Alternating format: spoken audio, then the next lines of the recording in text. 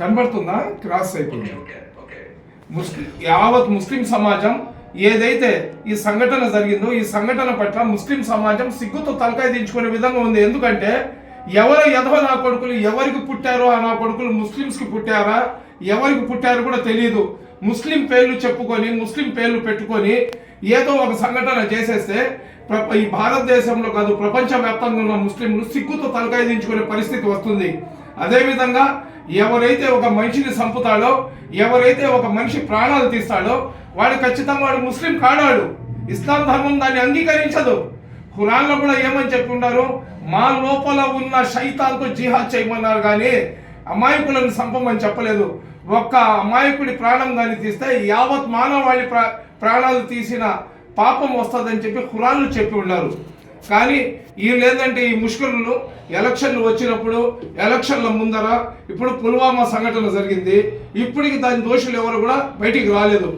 ఒక పక్క ఈ 27 మంది 28 మంది పాపం చనిపోయి వాళ్ళ ప్రాణాలు కోల్పోయి వాళ్ళ టోటల్ ఫ్యామిలీస్ దిగ్భ్రాంతిగా అల్లాడుతుంటే ఇప్పుడు ఏంటంటే కొంతమంది ముస్లింలని కొంతమంది ప్రభుత్వ వైఫల్యమని బీజేపీ కావాలని చేయించిందని బీజేపీ వాళ్ళ ఎన్నికల ముందర ఇటువంటి సంఘటనలు చేయిస్తున్నారని గతంలో కూడా ఏదైతే ఆర్మీ జవాన్లు వస్తున్నారో వాళ్ళ మీద దాడి సంఘటనలో బీజేపీ పాత్ర ఉందని దాని వాస్తవాలు ఇప్పుడు దాకా బయటికి తీసుకొని రాలేదని ప్రచారాలు జరుగుతున్నాయి. ఈ ప్రచారాలు చేసుకునే సందర్భం కాదు ఇది. ఒక 28 మంది ప్రాణాలు వెళ్ళిపోయినాయి. ఆ ప్రాణం విలువ ఏందనేది వాళ్ళ కుటుంబ సభ్యులకు తెలుస్తుంది. ఆ ఒక మహిళ హనీమూన్ కోసం పోతే తన భర్తను చంపేస్తే తన భర్తకు కళ్ళ ముందర పెట్టుకొని రోధిస్తుంది. ఒక కొడుకు తన తండ్రి చచ్చిపోతే ఆ బిడ్డ ఏడుస్తుంటే నిజంగా మా కళ్ళలో నుంచి కన్నీళ్లు వచ్చే సంఘటనలు మేము చూస్తున్నాం. ఏది ఏమైనా కానీ నేను భారతదేశ ప్రధాని నరేంద్ర మోడీ గారికి అమిత్ షా గారికి 2 చేతులు జోడించి నమస్కరించి రిక్వెస్ట్ చేస్తున్నా, భారతదేశంలో ఉగ్రవాదం లేకుండా చేయండి. మీరు ఇప్పుడు దాకా మంచి చేశారా చెడు చేశారా మాకు అవసరం లేదు. కానీ ఎవరైతే ఈ ఉగ్రవాదులు నా సోదర సమానులు నా బిడ్డ సమానులైన నా భారతీయుల జోలికి వచ్చి అన్యాయంగా అవసరం లేకుండా వాళ్ళ ప్రాణాలు ఏదైతే తీస్తున్నారో అటువంటి ముష్కరులు ప్రపంచంలో ఎక్కడున్నా వాళ్ళని కాల్చి చంపేయండి. అవసరమైతే పాకిస్తాన్ మీద యుద్ధం ప్రకటించండి. మీకు అమిత్ షాకు పాలాభిషేకం మేము చేస్తామని నేను ప్రధానికి మీ మాధ్యమం ద్వారా రిక్వెస్ట్ చేస్తున్నాను.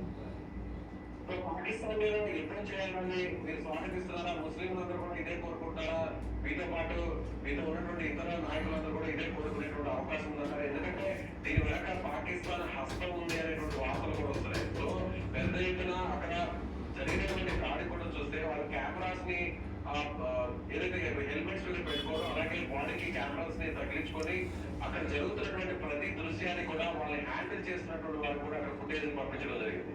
సో దీని వెనక పెద్ద హస్తమే ఉంది, పాకిస్తాన్ ప్రమేయం కూడా ఉంది అనేది బయట వస్తున్నటువంటి వార్తలు. ఖచ్చితంగా అండి పాకిస్తాన్ హస్తమా ఎవరి హస్తం ఉన్నా కానీ ఈ ఏదైతే ఇప్పుడు జరిగిన దాడి ఉందో దాన్ని ఉపేక్షించకుండా పాకిస్తాన్ హస్తం ఉంటే పాకిస్తాన్ మీద యుద్ధం ప్రకటించాల భారతదేశం. నా భారతీయులను చంపేస్తూ నా దేశంలో వచ్చి నా దేశ ప్రజలను అన్యాయంగా అభంశుభం తెలియకుండా ఏదో కాశ్మీర్లో ఈ ఎండాకాలంలో కాశ్మీర్ ఏమంటారు భూతల స్వర్గం అంటారు. అక్కడ కుటుంబ సభ్యులతో ఆహ్లాదకరంగా జీవించాలని అక్కడికి వెళ్ళడం ఏంది, వికట జీవుల్లాగా వాళ్ళు తిరిగి రావడం ఏంది. దీన్ని మానవత్వం ఉన్న ఎవరు కూడా దీన్ని ఉపేక్షించరు. ఖచ్చితంగా భారతదేశంలో ఉన్న ప్రతి ముస్లిం నేను చెప్పిన మాటకు సమర్థిస్తారని నమ్మకం నాకుంది. పాకిస్తాన్ ప్రమేయం కానీ ఉంటే పాకిస్తాన్ మీద యుద్ధం ప్రకటించాలా, పాకిస్తాన్లో ఉన్న ఈ ముష్కర్లను ఖైమాగా కొట్టి ముక్కలుగా కొట్టి కుక్కలకు గద్దలు వేయాలండి. అప్పుడే మా భారతదేశంలో ఉన్న ముస్లింలకు మనశ్శాంతి వస్తుందండి. అన్యాయంగా ఏ కులస్తుల మీద దాడి చేసినా అన్యాయంగా ఎవరైనా సరే అది ముస్లింలా హిందువులా క్రైస్తవులా కాదు, మతోన్మాదాన్ని రెచ్చగొట్టడానికి అమాయకులను ఎవరు చంపినా కానీ వాళ్ళను అక్కడే నడి రోడ్డు మీద చంపేటట్లు భారతదేశం ఒక చట్టం తీసుకొని రావాలా. వక్ఫ్ గురించి, 3 తలాక్ గురించి, హిజాబ్ గురించి, మనం తినే తిండిల గురించి కాదు. ఉగ్రవాదాన్ని మతోన్మాదాన్ని కులాహంకారాన్ని రెచ్చగొట్టే ప్రతి ఒక్కరికి ఒకే ఒక శిక్ష, మరణ శిక్ష.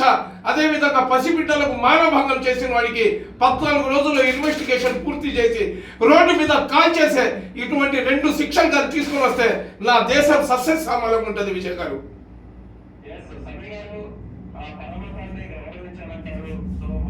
భారతదేశం అందరూ కూడా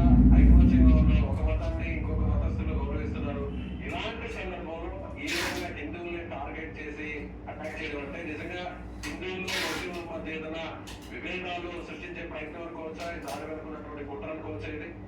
ఖచ్చితంగా భారతదేశంలో ఉన్న సర్వమత సమ్మేళనం, సర్వజాతి సమ్మేళనం అందరు అన్న తమ్ములాగా జీవిస్తున్నారు. భారతదేశంలో కలహాలు కానీ పెట్టేస్తే భారతదేశం ఆర్థికంగా ఎదగకుండా ఇక్కడే ఒకళ్ళు కొట్టుకొని చచ్చిపోతారు. కాబట్టి ఆ విధంగా దేశాన్ని నాశనం చేయాలని చెప్పి విదేశాల్లో ఉన్న భారతదేశ శత్రువులు చేసే కుట్రగా కూడా భావించవచ్చు.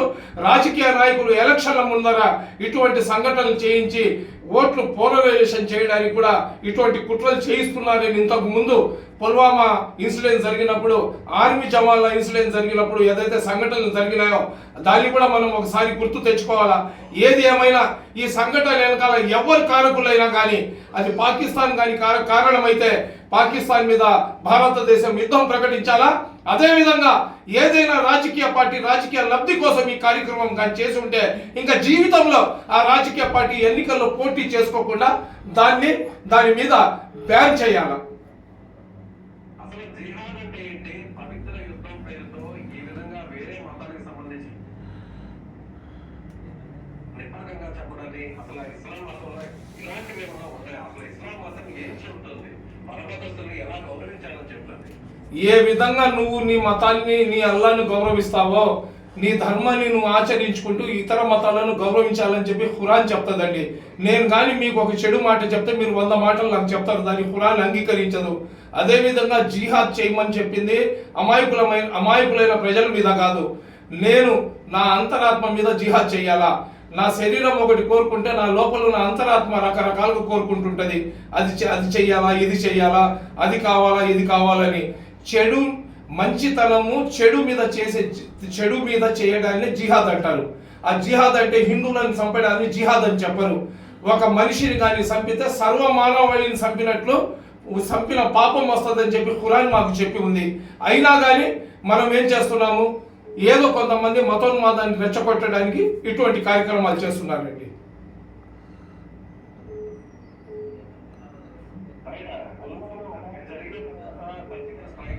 పాకిస్తాన్ భూభాగంలోకి వెళ్ళడం జరిగింది. అక్కడ ఉగ్రవాదులకు సంబంధించినటువంటి స్థావరాలను కూడా పూర్తిగా తుడిచిపెట్టడం జరిగింది. అయితే ఇప్పుడు ఈ అటాక్ తర్వాత అమాయకులైనటువంటి పౌరుల మీద జరిగినటువంటి ఈ అటాక్ తర్వాత ఖచ్చితంగా ఎక్కడా కూడా ఉగ్రవాది అనేటువంటి ఒక పేరు వినిపించకూడదు.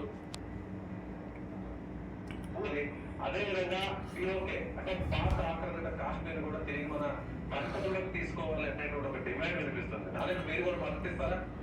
101% అండి. ఒక్కసారి పాక్ ఆక్రమిత కాశ్మీర్ ఏదైతే భారతదేశ భూభాగం ఉందో దాన్ని కానీ స్వాధీనం చేసుకుంటే అసలు ఈ తలకాయ నొప్పే ఉండదండి. రోజు ఆర్మీ జవాన్లు సావడము, సంవత్సరానికి ఒకసారి ఉగ్రదాడులు, సంవత్సరానికి ఒకసారి 10 సార్లు ఉగ్రదాడులు భారతదేశంలో చేయించుకునే బదులు ఒక్కసారి యుద్ధం ప్రకటించేసి 10 రోజులు అరగంటలో భారతదేశం కానీ అనుకుంటే అరగంటలో ఆ పాక్ ఆక్రమిత కాశ్మీర్ ఏదైతే ఉందో దాన్ని స్వాధీనం చేసుకునే శక్తి భారతదేశం యొక్క ఆర్మీ జవాన్ల దగ్గర ఉంది. కేవలం ఈ రాజకీయ లబ్ధి కోసం ఆ ఇష్యూను లైవ్ లో పెడుతున్నారు తప్ప దానికి శాశ్వత పరిష్కారం ఎందుకు ఈ రాజకీయ నాయకులు పాలకులు తీసుకొని రాలేకపోతున్నారో నాకు అర్థం కావటం లేదు. ఒకటైతే నేను చెప్తున్నాను విజయ్ గారు, పక్కనున్న పాకిస్తాన్ లో ఉన్న కుక్కలకు మీ మాధ్యమం ద్వారా ఒక్క మాట చెప్పాలనుకుంటున్నా. ప్రేమగా మంచి నీళ్ళు అడగండి, పాయసం ఇస్తాం. ప్రేమగా మంచి నీళ్ళు అడగండి, పాయసం ఇస్తాం. నా భారతీయుల జోలికి కానీ వస్తే అడ్డంగా నరికేస్తామని చెప్పి మీ మాధ్యమం ద్వారా తెలియజేసుకుంటున్నా. ఎందుకంటే నా దేశం ఇదే, నా హిందూ సోదరులు, నా క్రైస్తవ సోదరులు, నా దళిత సోదరులు, నా భారతీయులు, భారతదేశం నా మాతృభూమి, భారతీయులందరూ నా సోదరులు అని ప్రతిజ్ఞ చిన్నప్పటి నుంచి చేసిన ఒక ముస్లింని నేను. నా దేశంలో ఉన్న ఎవరి మీద కూడా ఈగ వాలినా కానీ నా కొడుకు ఎవరైనా సరే వాడిని ముక్కలుగా నరికి భారతదేశాన్ని కాపాడుకోవాల్సిన బాధ్యత ప్రతి భారతీయుడి మీద ఉంది.